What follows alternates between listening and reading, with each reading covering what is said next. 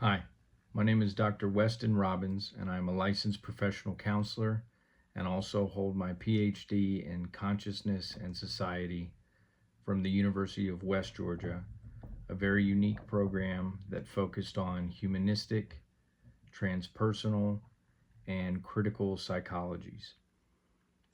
I have been working in the mental health field for the last 20 plus years in various arenas, and I wanted to make this video on psychedelic-assisted psychotherapy and also sacred work with plant medicines, or what are also referred to as entheogens or entheogenic work. Entheogen meaning translating the divine from within. So this is a field and arena that is near and dear to my heart, and I felt called to make a video. It's going to be a long form video, and I'm going to include a myriad of links to anything that I refer to, so there can be a deeper dive into research and what's currently being seen. But right now there's quite a bit of controversy, misinformation, and tremendous amounts of discourse and dialogue about this field. And so I wanted to share my own personal journey, my current work with clients and families, and provide additional information. But before I do that, I wanted to rewind and talk a little bit about my own personal journey. So I am 43 years old. I've been married to my wife Allison for 16 years. She is amazing. And we have two beautiful daughters. River is just turned 10 years old, and Story is going to be 13 years old this coming week. And I start with that because a tremendous part of who I am as a therapist, as a healer, a mentor, a professor, a teacher, all of these arenas and forms that I play, a huge part of me as a father and a husband bleeds into that. And so rewind to about the ages of 17 to 23 in my earliest upcoming early emerging young adult growth and development. I myself struggled with quite a bit of mental health challenges, including anxiety, depression, substance abuse, self-harm, suicidality. And this journey, what I call my dark night of the soul, taught me quite a bit about myself, pain, suffering, emotional turmoil. This period of time for me included 3 different arrests, fallout with my family, what I would call soul and spirit loss. And at around the age of 25 was when I started to move in a different direction, move more towards my own healing, holistic growth, healthy growth and development, and move away from self-destruction. I feel very fortunate for that. And when I look back, I can see many of the ways that I struggled internally and externally were part of my journey, and something that I'm deeply grateful for now. My earliest struggles were mainly with anxiety and depression, and I found myself in high sensation-seeking, risk-taking situations as a young adult male on my own journey.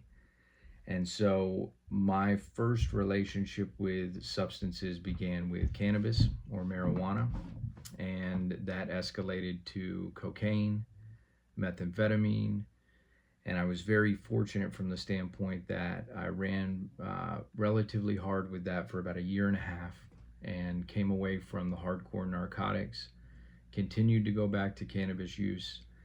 And I will state that I do not feel that cannabis is inherently evil, nor do I feel it is the healing of the nation. I feel that it is a plant. It shifts consciousness. And just like many substances used with the correct setting, intention, and the relationship and awareness of the individual could be healing and helpful, but could also be codependent, enmeshed, abusive, and damaging. So my own relationship with cannabis was the latter, something that was habitual, codependent, and enmeshed, and I eventually came away from that use around 25. Fast forward, I went to complete my bachelor's in psychology from Georgia State University, completed my master's in community counseling from Argosy University, and went on to do my PhD at the University of West Georgia, all while obtaining my licensure as a professional counselor and working with youth, young adults, and families in ways that were experiential, humanistic, existential, relational, very Rogerian. Carl Rogers, the founder of humanistic therapies, but also weaving in my own psycho-spiritual growth, looking at individuals and some of the mystic teachers such as Rumi, Hafiz, Khalil Gibran, J. Krishnamurti, individuals such as Ram Dass, Alan Watts, profound thinkers that were blending the psycho-spiritual Eastern wisdom with Western psychology, growth, and development. And in 2014, when I began the PhD program, I was researching extensively addiction, looking at doing my dissertation work in what's called an autoethnography. I've since published a book with Routledge Psychology called The Hand of Addiction, Trans-Contextual and Autoethnographic Becoming. I'll put a link for that. And in my work, I was looking at my own lived experience of addiction, the substances of abuse and damage that I had gravitated towards, alongside culture, society at large, and how they were viewing, defining addiction, treating addiction, the programs, methodologies, and approaches to treating addiction, and what the research was showing. And around 2014 is when I first started to read more and more about a plant medicine called ayahuasca. Now, this showed up in my research. Certain figures like Dr. Gabor Mate, who's done extensive work on addiction, has a text called In the Realm of Hungry Ghost. Beautiful, amazing work.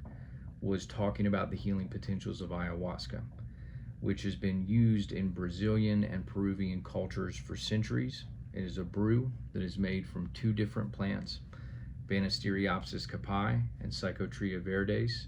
They brew these together, one a vine, one a bush, make ayahuasca, and this brew is consumed in a ceremonial, sacred way to do inner depth work on oneself, and has been used again for centuries by different cultures. I began to do more and more research looking at the healing potential of this medicine, and in 2016 made my journey to Iquitos, Peru, where I worked at a site called Spirit Quest, run by an individual by the name of Don Howard. He has since passed away. Beautiful healer, amazing human being. And I worked directly with the healers from Iquitos, the curanderos, or shamans, Don Robert, Don Eliana, and Don Carlos. An amazing family with the utmost reverence and respect for this work and the medicine. And so in 2016, I went to Peru and was extremely nervous, had no idea what to anticipate or what to expect, but knew I was being called, trusted spirit that this was part of my journey to work with this medicine. At one point it went from, I don't think I'll ever do that, I don't feel called, to I feel like this is part of my calling. And I had a profound experience. Sat with the medicine on several different occasions, and was gifted insights and awareness and healing that is very difficult to put into words, but was very sacred to me. And so for years, I would speak about this when I felt called to, or when somebody in my practice would bring up sacred plant medicine or ayahuasca and its potential for healing. I didn't necessarily feel like I was in a position where I wanted to proselytize it or recommend it to everyone, because I don't think it's for everyone.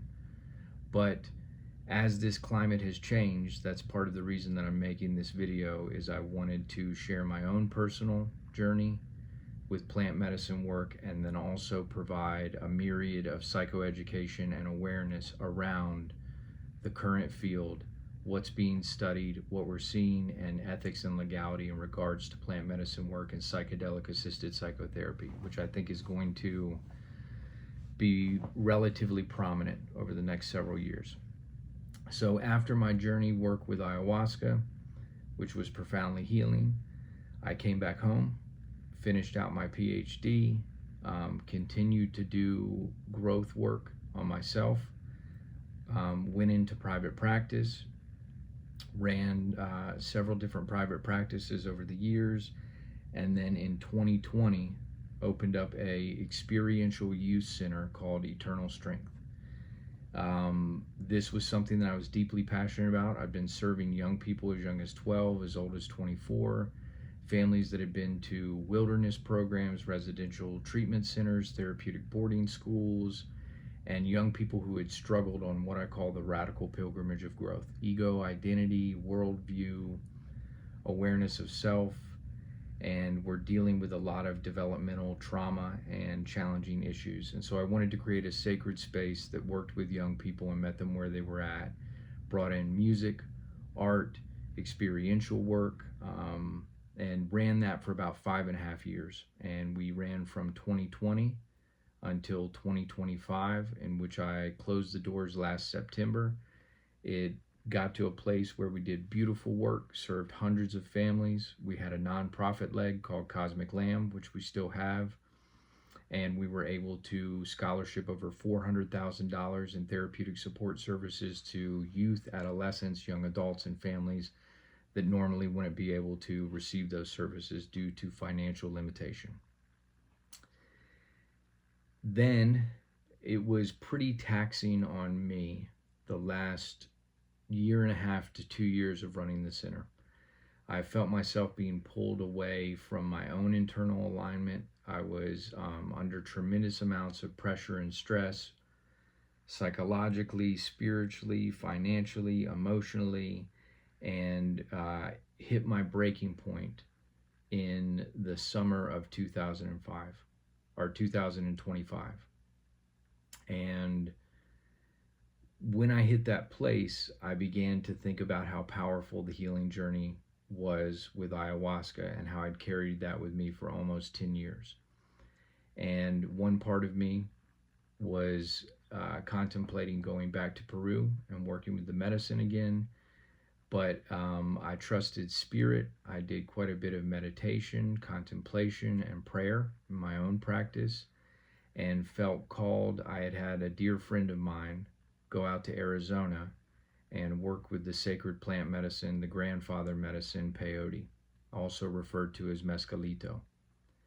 And I did quite a bit of prayer and contemplation and felt very called to go do this solo journey work, what's called a 3-day spirit walk at a facility on 160 acres in Arizona called the Church of the Peyote Way. This was run originally by Reverend Emmanuel Trulio and is currently run by Annie and Matt and Akbar. And I did quite a bit of research and then made my journey in August 2025 out to Arizona to work with peyote. It includes a 24-hour fast and preparation, and then you are taking the medicine yourself, the peyote buttons, which are ground into a tea, and you take them out to a campsite and sit with the medicine and spirit overnight by yourself in the Arizona desert.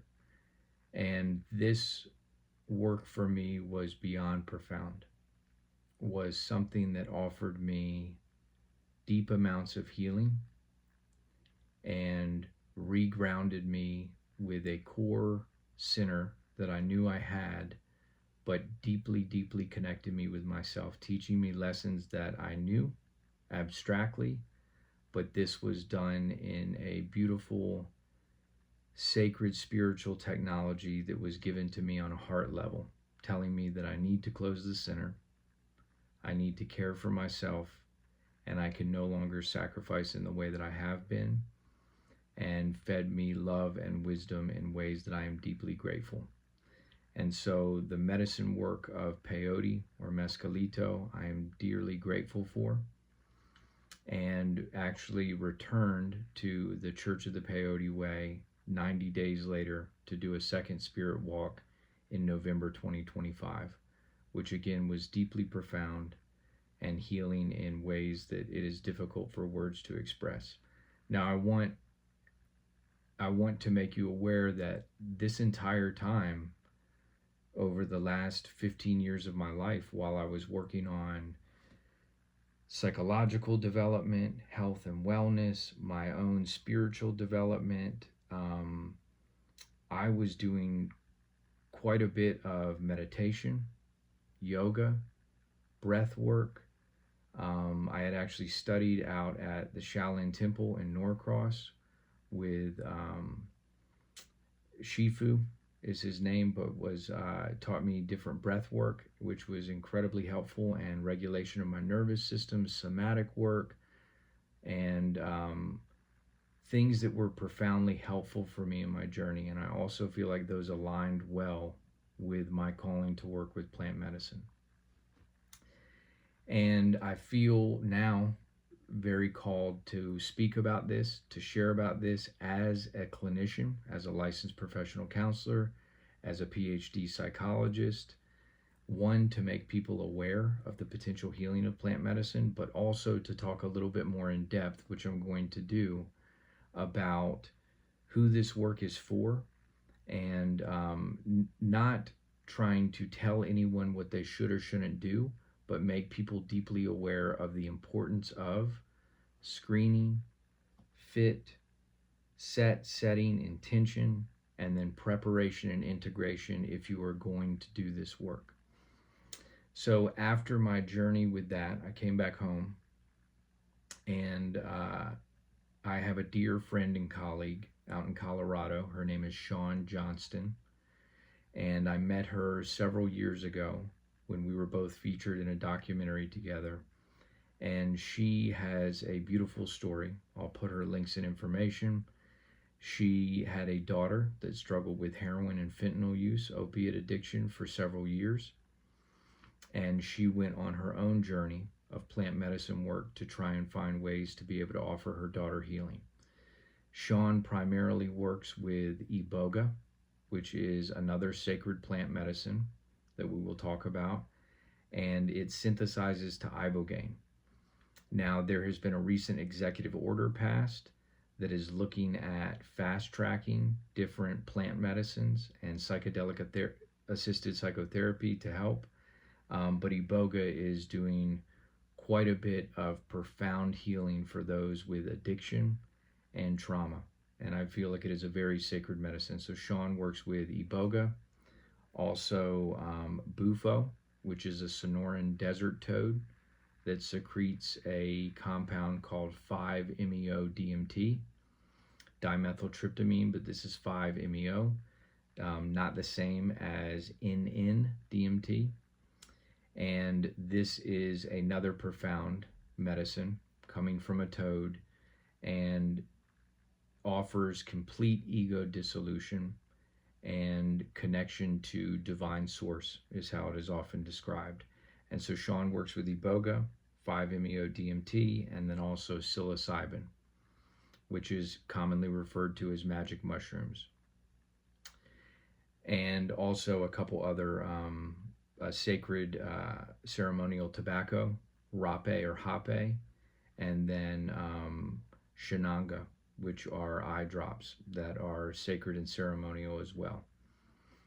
And when talking to Shawn about my journey, I had also began reading some of the work of Dr. James Fadiman. Amazing. He's been in the field for over 60 years looking at psychedelic-assisted psychotherapies, plant medicines, psychedelics, and their healing potential. And he has written an incredible book on microdosing psilocybin that I'll put a link for below. But I read that extensively and felt called to begin doing some journey work with that. So in December of 2025, began to microdose psilocybin and really pay attention to my body, my mind, my psychology, my emotions, the somatic energy that I held, and was journaling quite a bit, continuing to do my yoga, meditation, breath work, and found it profoundly healing. Found that my microdosing of psilocybin was able to help me feel and work through very traumatic or difficult emotions with being able to hold them and not try and escape from them, but sit with them and sit in the fire with them and work through them in a profoundly therapeutic and healing way. And so Sean actually came into town. This was January of 2026. And I sat with Sean and did a macro dose psilocybin journey where I took 3.5 grams of psilocybin and did inner journeying work in looking at my own patterns, my own relationship with ego, identity, self, and this was profoundly healing. And so my gratitude for plant medicines and what they have offered me in healing is, again, beyond words. It is something that is deeply important to me. I hold with tremendous respect and reverence. And I also feel like any of these medicines can be abused, neglected, and turned into something that is used for more recreation or escape as opposed to depth therapeutic wisdom and journeying within self. And so what I want to do is go over a little bit of each medicine. I want to talk about the entheogens and the psychedelics, and then I also want to talk about the other psychedelics, LSD, ketamine, and MDMA, and what these are, a little bit about their history and how they're currently being utilized, and offer this up as a really extensive psychoeducational video for those to be able to gather more information on their journey and to learn more about this, whether you're a clinician, a licensed professional counselor, a licensed marriage and family therapist, a licensed clinical social worker, a psychologist, a psychiatrist. Having this information, I feel like, is deeply helpful for our clients because this is here. Psychedelic-assisted psychotherapy is prominent. There are many clients that are interested in it, and I have not met many clinicians that are really robust and well-versed in their understanding of the research and the current landscape. And I feel like in order to help our clients, to help people on their healing journey, we need to know this information, and it is our duty to be able to point them in the right direction with risk reduction, harm reduction, safety, and awareness. So let's get started. I'm going to be reading just from a few notes that I have, and again, put links below. But I want to start with an awareness that before we talk about any of these medicines, it is so deeply important to understand and know the individual. This is not something that I feel like we can safely say everybody needs to venture into or do work with. It is deeply important to understand the individual idiosyncratic human and where they are in their journey and whether or not this may be a good fit. So what determines whether this work is helpful, neutral, or even harmful is not the medicine. It's the understanding of the individual and the person, their nervous system, their history, their trauma history, their relationships, their biology, their internal belief system, their current stability, and where they are on their journey. In clinical work, we often talk about what is called biopsychosocial.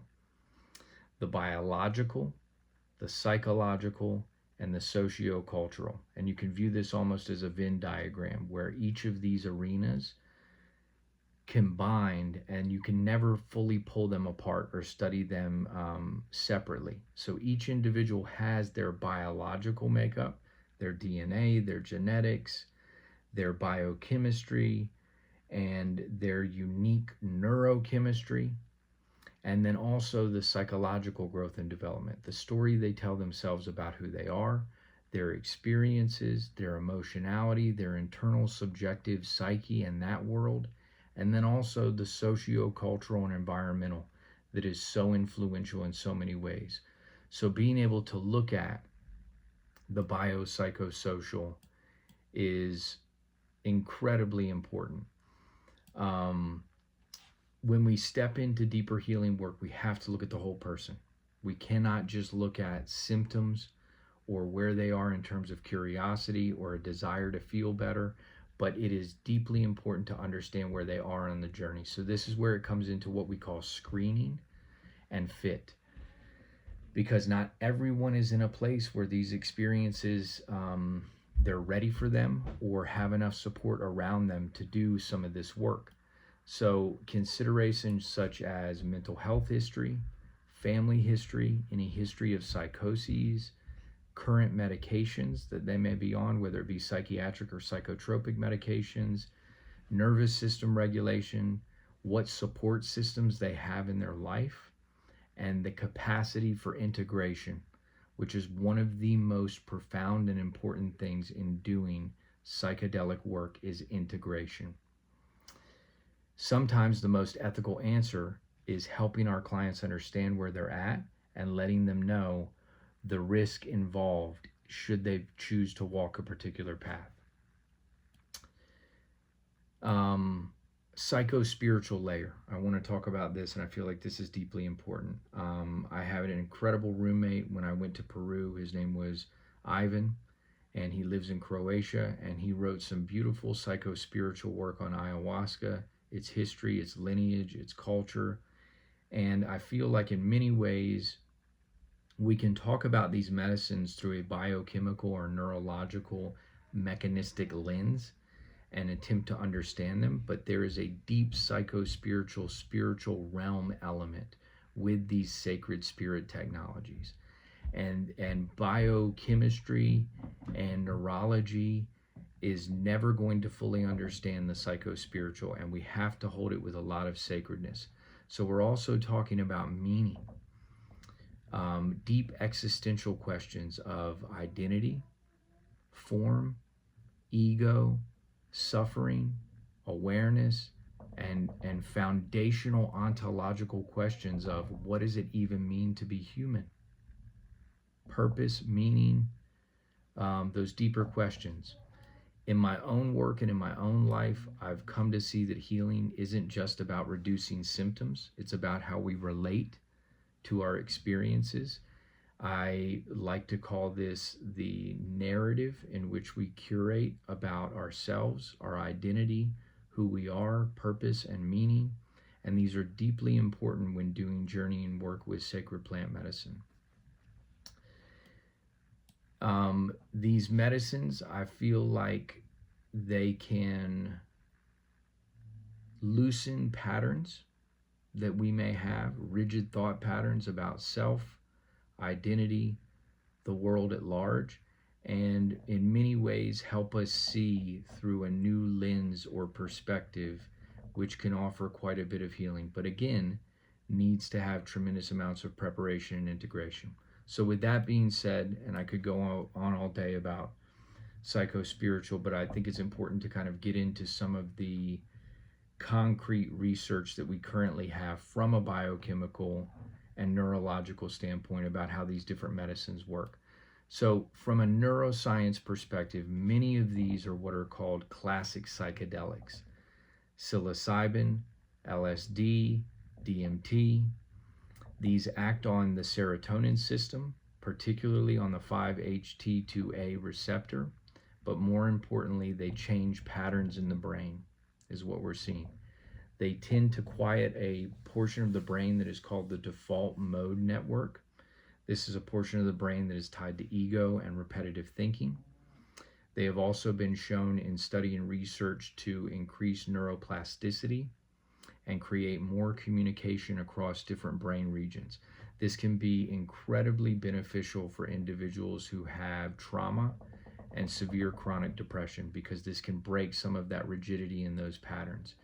In more simple terms, they loosen rigid patterns, and when patterns loosen, there's space for something new to emerge in thought of self and experience and engagement of life.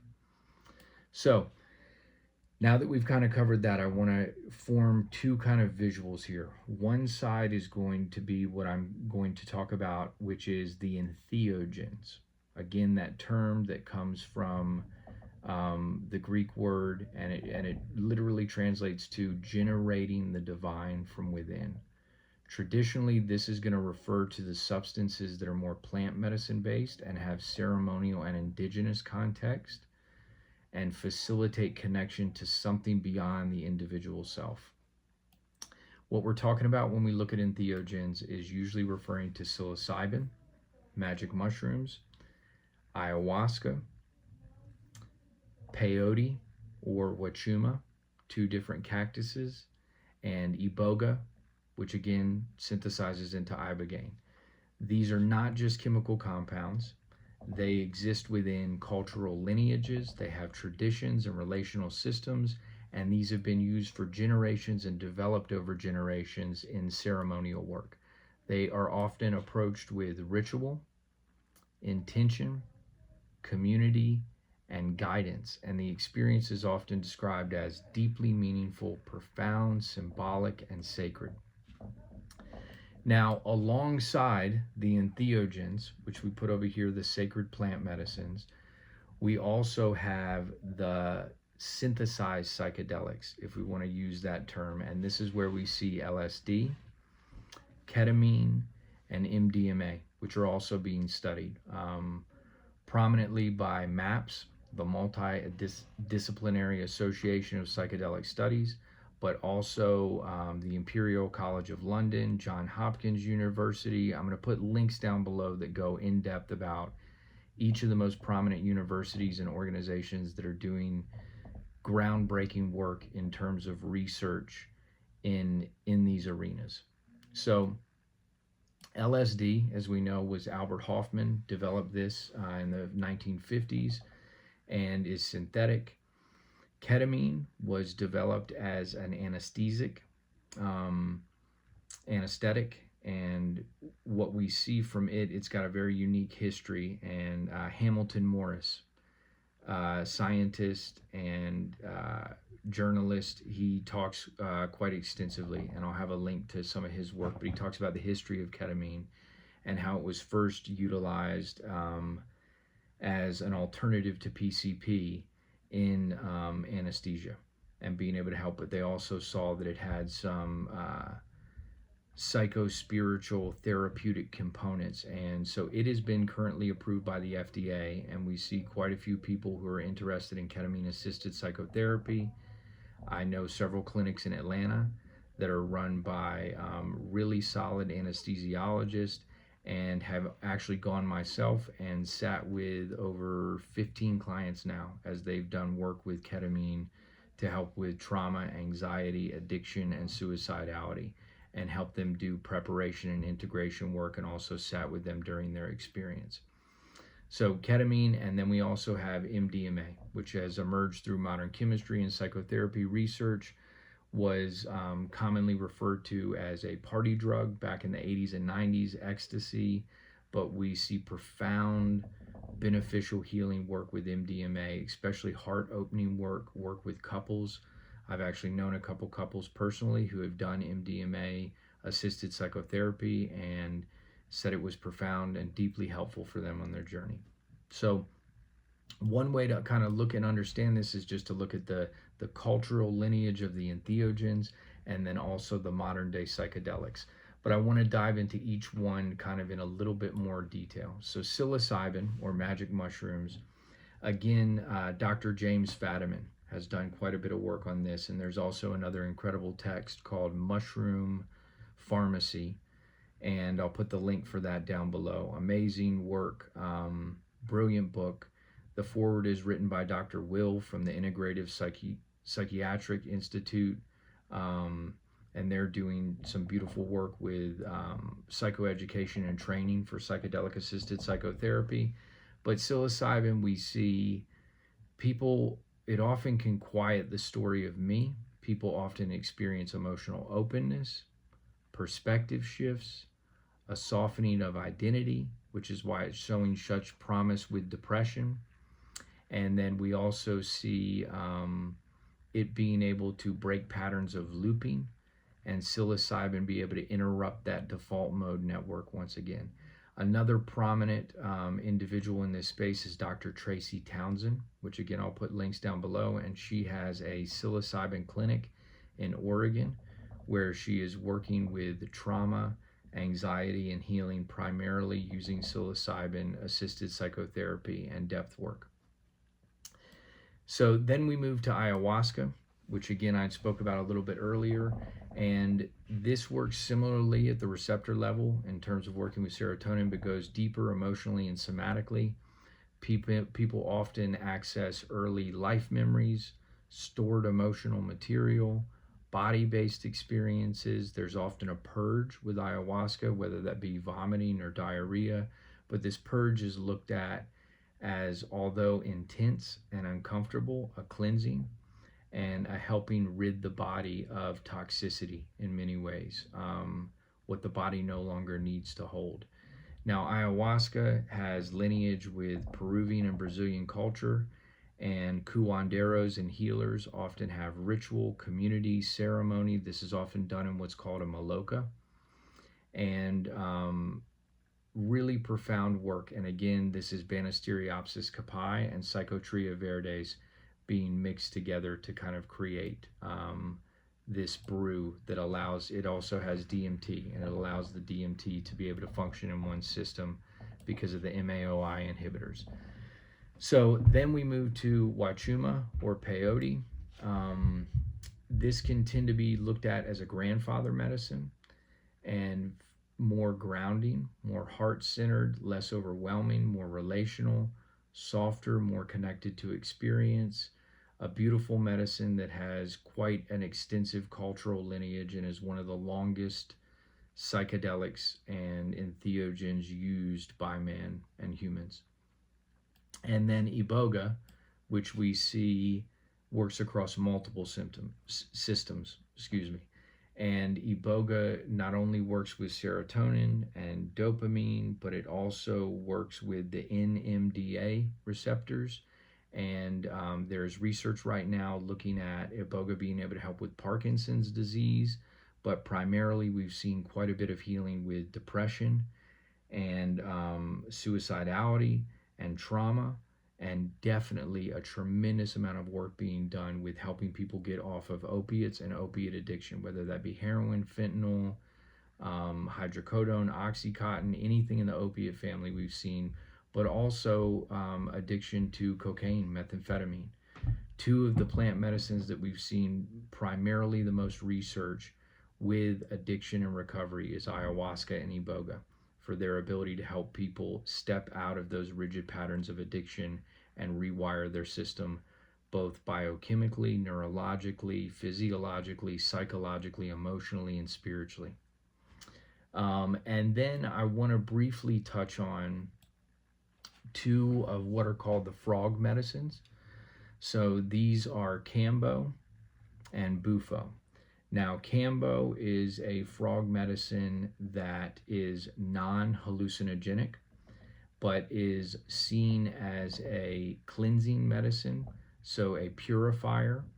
And Kambo is often burned into the skin, and it is the secretion from a particular Amazonian tree frog called, I think it's Philomedusa bicolor is the term, and the scientific term of the frog. And this is a healing medicine that's been used for centuries in other cultures, Amazonian cultures, for cleansing and healing on different levels. And there is a tremendous book that goes in depth about the mechanisms of action and the biochemistry that happens with work with Kambo, in particular the peptides that reside within Kambo and can allow healing. But again, non-hallucinogenic, feels like a body flush experience, and lasts anywhere from 15 to 30 minutes. And then we have the other frog medicine, which is called Bufo allivaris. This comes from a Sonoran desert toad that is referred to as Bufo. And this was discovered in the 1960s by a gentleman. I'll put all the information in the links below. But it was from its glands able to secrete a compound called 5-MeO-DMT. And Bufo, if you look this up and you research this more, is seen to be one of the most intense psychedelic experiences possible. This is often not something that is considered journeying work or lengthy. This is a 15 to 20 minute experience and is no narrative, just the disappearance of the self, identity, and ego. Not necessarily deep insights, but more temporary dissolution of identity itself, with insights coming after this profound experience. Many people will describe Bufo as a complete obliteration of ego and identity, and a joining with divine consciousness and spirit as wholeness and oneness. And it's oftentimes seen that individuals that work with Bufo and have that experience are able to completely approach life in a different way and have no fear of death. And that's what's been described quite a bit. Then we move to LSD, which is longer lasting, more cognitive, enhances perception, pattern recognition, can be insightful, but also overwhelming without grounding. Ketamine works on the glutamate system. It creates disassociation from the self and can interrupt depressive loops, creating space for new patterns. So a good way, I'll put a video link below from Dr. Tracy Townsend that compares and contrasts ketamine and psilocybin. But a shorter version of explaining that is ketamine is allowing one to step away and separate from their trauma and emotional weight and heaviness. And psilocybin is pushing people into that and allowing them to work more directly through it. Both beautiful and healing in certain ways, just depending on which one fits the individual and what they are seeking the best. MDMA, we move on to it, and it increases serotonin and oxytocin, reduces fear. Some people can approach trauma without being overwhelmed, which is, we've seen quite a bit of work with MDMA. And from a legal and ethical standpoint, we're seeing the hope for MDMA and psilocybin to be the next two that are able to be FDA approved for therapeutic usage. And MDMA primarily with PTSD and trauma, and psilocybin with anxiety and depression and even substance use. And so beautiful healing methodologies. The future, looking ahead, I think we're going to see a lot more medicalization, more clinical use, more structure, and that can be helpful. But as we know, it can also come with a lot of risk. There's the potential that if this is not held in a sacred manner, it can lose depth, meaning, ritual, cultural lineage. So the question becomes, will we as a culture and a society approach this with humility, or will we try and control it, commodify it, scale it, and turn it into something that, again, is disposable and abusive? And so my hope is that we have clinicians begin to learn, study, and approach this with the sacred reverence and respect that it needs. I also want to lead with, it's important to say, these medicines are not for everyone.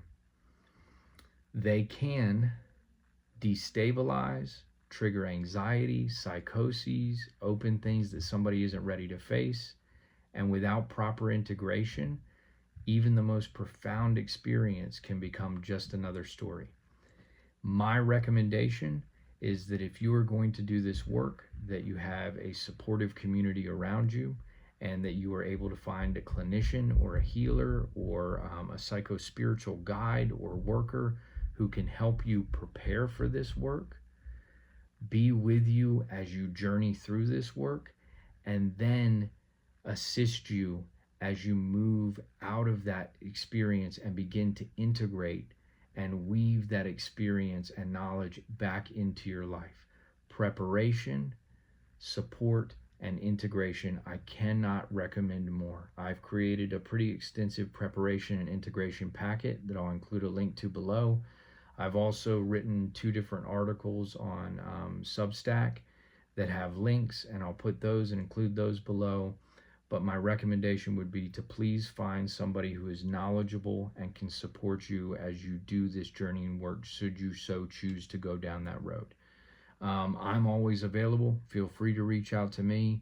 This is something I care about deeply.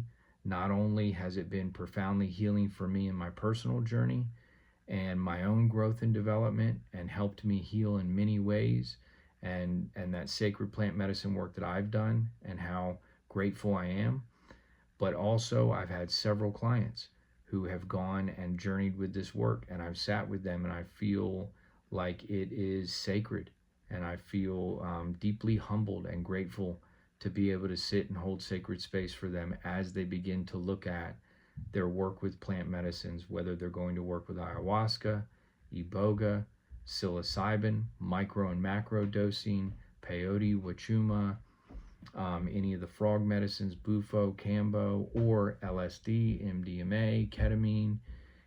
I just think so important to have knowledge and awareness of these things and have support. So yeah, in closing, my role isn't to lead people to substances.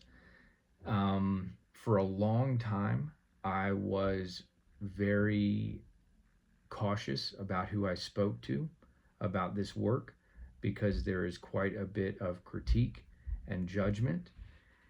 But now, as the cultural climate I'm feeling is beginning to change, I feel called by spirit and by my own heart to speak about my journey, to speak about it honestly and openly, and just kind of name what it's done for me, but also the current work that I'm doing with clients and families, and also the clinicians that have reached out to me wanting more information and being able to provide psychoeducation and depth research and knowledge to them as they kind of grow. So I also want to I just want to take a minute and,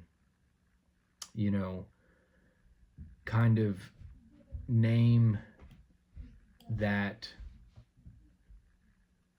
in terms of growth and awareness, I have met many, many people who have done many psychedelics